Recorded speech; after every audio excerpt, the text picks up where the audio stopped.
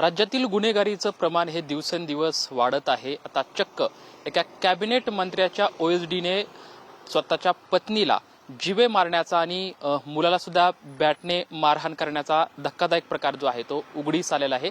हा गुन्हा जो आहे तो अहिल्यानगरमध्ये नोंद करण्यात आलेला होता, मात्र तो आता पुण्यातील कोरेगाव पार्क पोलीस स्टेशनमध्ये जो आहे तो वर्ग करण्यात आलेला आहे। आता पोलिसांकडून आरोपीचा जो तपास आहे तो केला जातोय।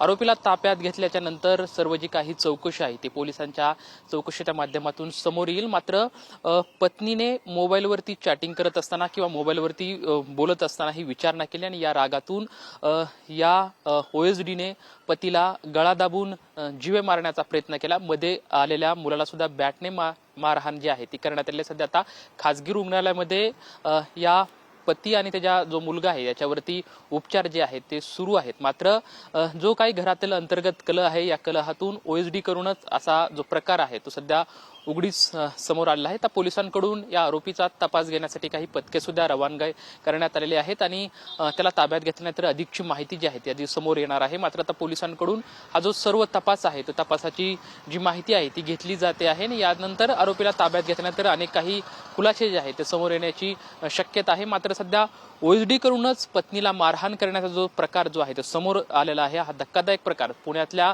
क्वीन्स गार्डन या ठिकाणी 30 एप्रिल रोजी घडलेला होता आणि आता पोलिसांकडून या सर्व घटनेचा अधिकचा तपास जो आहे तो केला जात आहे।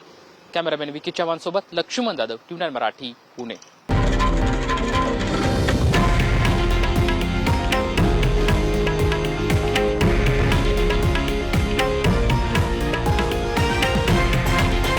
हे आहे देशातील नंबर 1 न्यूज नेटवर्क आणि आपण पाहत आहात TV9 मराठी, एकमेव।